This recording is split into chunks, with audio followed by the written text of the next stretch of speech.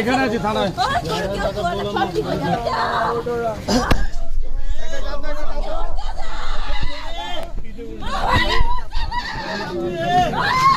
কিছু হয়ে যায় আওয়াজ করে কি করে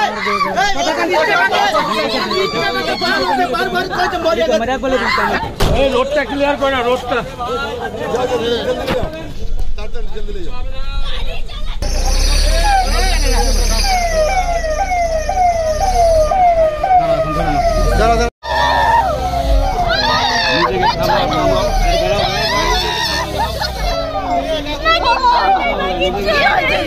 বলতে পারলাম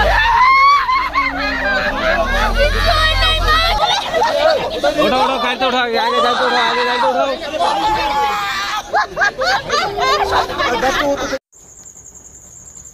গুলিবিদ্ধ দুই তৃণমূল নেতা। ঘটনাটি ঘটেছে উত্তর দিনাজপুর জেলার ইসলামপুর ব্লকের শ্রীকৃষ্ণপুর এলাকায়। জানা যায় বাপি রায় ও মোহাম্মদ সাজ্জাদ দুই তৃণমূল নেতা শ্রীকৃষ্ণপুরের অবস্থিত একটি হোটেলে ছিল। হঠাৎ করেই 9 থেকে 10 জনের এক দুষ্কৃতীর দল তাদের এসে পয়েন্ট ব্ল্যাঙ্ক রেঞ্জ থেকে গুলি চালায়। বাপি রায় ও মোহাম্মদ সাজ্জাদের গুলি লাগে। দুজনকে ইসলামপুর মহকুমা হাসপাতালে নিয়ে আসা হলে কর্তব্যরত চিকিৎসক বাপি রায়কে মৃত বলে ঘোষণা করেন এবং গুরুতর আহত অবস্থায় মোহাম্মদ সাজ্জাদকে ভর্তি করা হয়েছে। ঘটনার খবর পেয়ে ছুটে আসেন উত্তর দিনাজপুর জেলা তৃণমূল সভাপতি কানাইয়ালাল আগরওয়াল, তৃণমূল ব্লক সভাপতি জাকির হোসেন সহ অন্যান্য নেতৃত্বরা।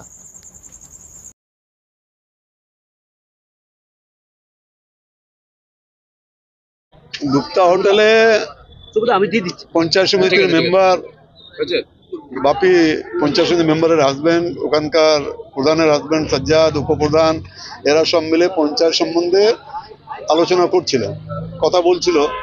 এই সময় 10টা লোক একদম মুখ খোলা অবস্থায় এসে পয়েন্ট ব্ল্যাঙ্ক রেঞ্জে গুলি করেছে।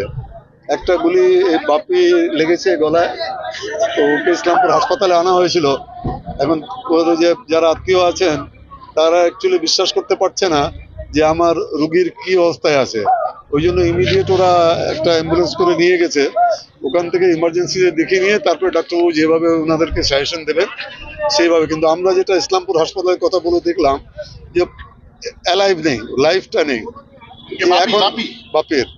আর সাজ্জাদ আছে উপরে ইনজুর্ড আছে, ওর সঙ্গে আমি কথা বললাম, ওর মাইনর ইঞ্জুরি, ওর কোনো ইঞ্জুরি নেই, ও পালা দৌড়াচ্ছিল না। গুলি একজনে লেগেছে, সাজ্জাদের গুলি লাগেনি, গুলি লেগে সাইডে। সাজ্জাদের কি পিঠে গুলি লেগেছে? পিছনে পিছনে কোমরের উপর, কোমরের উপরে। কেন হতে পারে, কেন হতে পারে এই ব্যাপারটা বুঝতে পারছি না যে 10টা লোক এসে হঠাৎ করে পয়েন্ট ব্ল্যাঙ্ক রেঞ্জে গুলি চালাতে শুরু করলো।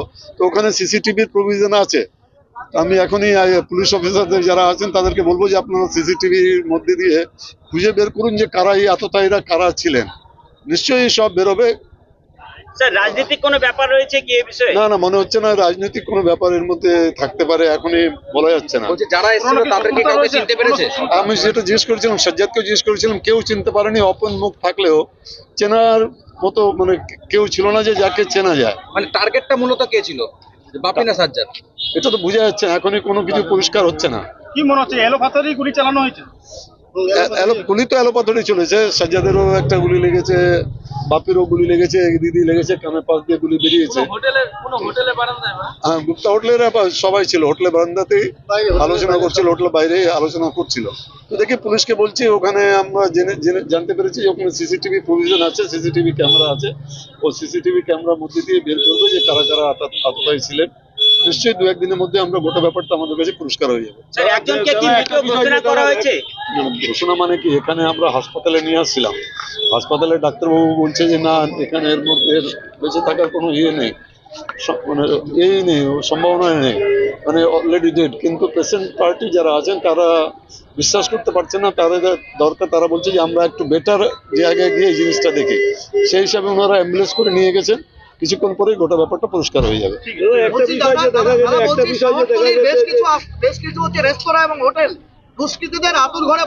না না, এবার দেখছি আমরা পুলিশকেও বলেছি, এর আগেও বলেছি, পুলিশ মোটামুটি চেষ্টা করছে। এসপি সাহেব সব রেস্তোরাঁ সব বন্ধ করে দিয়েছে, এগুলা মানে ড্রিঙ্কস গুলা সব রেস্টুরেন্টে বন্ধ আছে।